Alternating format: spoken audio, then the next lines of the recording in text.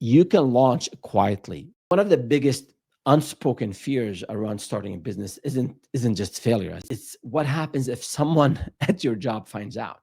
And you start to wonder, what if my manager sees my LinkedIn updates? What if my HR manager hears that I'm taking on some freelance work? What if it what if it looks like I'm being disloyal? And what I want to tell you is that you can launch quietly. You can protect what you've built so far. You can protect your current job and position at your company as you are building what comes next.